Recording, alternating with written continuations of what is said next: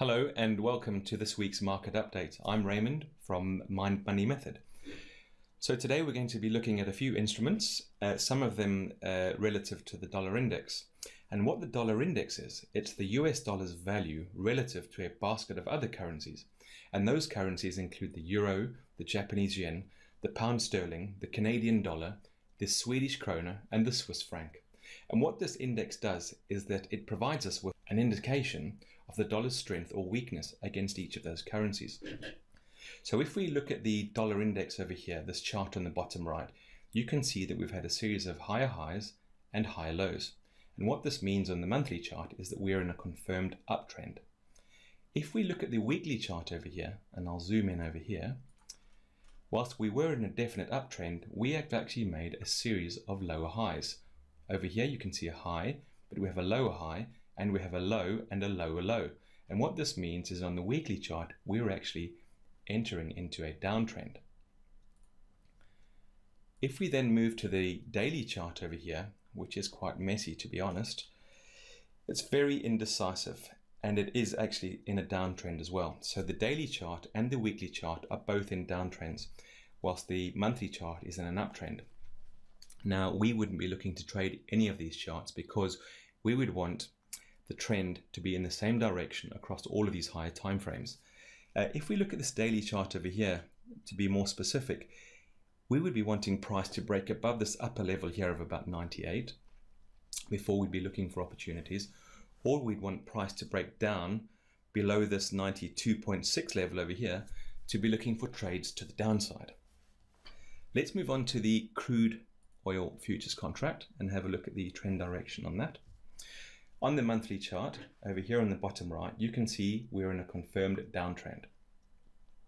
On the weekly chart, we're also on the bearish side. However, in recent weeks, we've actually entered into a range-bound condition.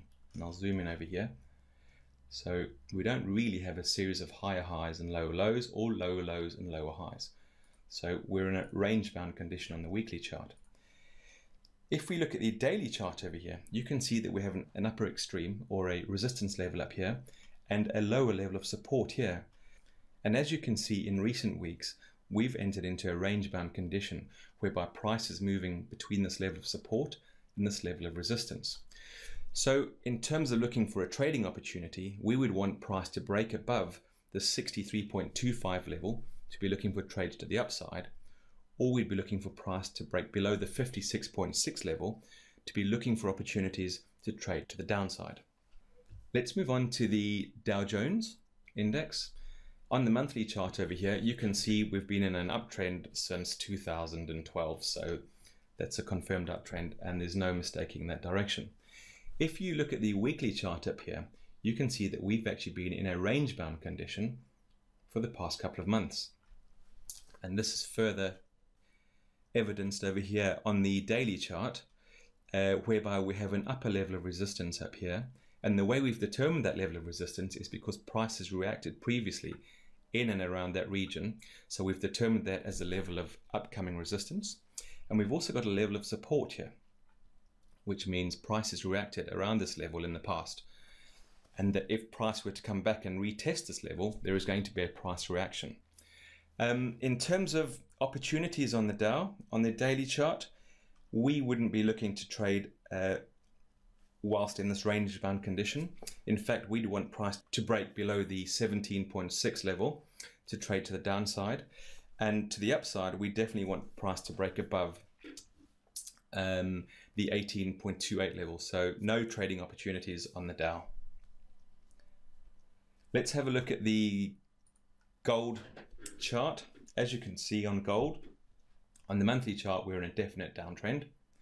On the weekly chart, we're in a downtrend over here. We're actually coming up to an area of support. And again, that area of support has been determined by previous price reactions around that level. You can see this here on the daily chart, which is this level over here. Now, the daily chart is erring towards the downside. However, I'd be wanting a definite break to the downside below this level of 1.167, which is my level of support. I have another level of support coming up in this region over here, which is 1.14. And if I was to enter into a trade, I would want to lock in profit before I reach that 1142 level. So what is our trade plan for gold this week? Well, we would definitely be trading gold to the short side. If we get a price action set up in and around this region over here. We would also want to lock in some profit before we get down to this 1143 level, because we are expecting price to react in that region, and we would want to protect whatever profits we made. Okay, so let's now move on to the Kiwi dollar. If we look at the monthly chart over here, you can see that we've had an old level of support over here, and that did actually hold for a couple of months, where price reacted and bounced back to the upside up here. But we've now made a definite break below that level. So on the monthly chart, we're in a confirmed downtrend. On the weekly chart, we're also in a downtrend. And if we move to the daily chart, you can see there's a series of lower lows and lower highs. So definite downtrend on the daily chart. What this means is that we now have convergence on all of the higher time frames to the downside. So our plan this week is to look for trading opportunities in and around this level over here, assuming we get a price action set up. We're now going to move over to the Euro Yen. So on the Euro Yen over here, on the monthly chart, you can see that we've broken through this level. So we're expecting price to come back, test that level, and then push on to the upside. So on the monthly chart, price is in an uptrend. On the weekly chart, you can see here we've just made a new higher high, and we have a series of higher lows. So the weekly chart is also in a confirmed uptrend. On the daily chart, we're in an uptrend, higher highs and higher lows, and you can also see this is this level of old resistance we've now broken through. So in terms of our trading plan for this week, we will be looking to trade Euro Yen on the long side if we get a price action set up, and we would be looking for price to come back and test this region over here, and we'd be looking to take our position if we get the correct setup. And then so if we move on to British pound US dollar, you can see on the monthly chart we are in a downtrend, and last month price did try to make a move to the upside.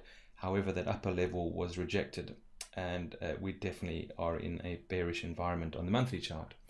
On the weekly chart, we are not quite in a convincing downtrend. We're actually in between a downtrend and neutral, so we wouldn't be trading based on a signal on the weekly chart. If we then move on to the daily chart for the cable, you can see that we have an upper region here of resistance and a lower level of support over here. So we would want price to either break convincingly above to the upside to give us a buy signal, or to make a break below this level over here, this 15036 level, to give us a signal to the downside. So plan of action on cable is to just wait for either of those two levels to break. If we move on to the dollar yen, and this is a great example of a bullish environment across all three of the high time frames, you can see that the monthly chart is in an uptrend over here, the weekly chart is in an uptrend, and the daily chart is in an uptrend. So definitely looking for opportunities to the long side on dollar yen. However, something to be aware of is that on the monthly chart, we have a level here of resistance. And what this means is that price had reacted to this level in the past. So unless we were able to lock in some profit ahead of that level and minimize our risk, we would need to wait for price to break above this level to show us that it is a convincing move to the upside before looking for any trading opportunities. So in a nutshell, kind of a mixed environment this week. Of the 8 instruments we looked at, 4 potential trades, and those 4 instruments are the dollar yen, the Kiwi, the Euro Yen, and gold, if gold was to break that level to the downside. So of the 8 instruments, 4 are kind of neutral and 4 have potential setups. So yeah, good luck this week, and look forward to speaking to you with the next update. Thank you.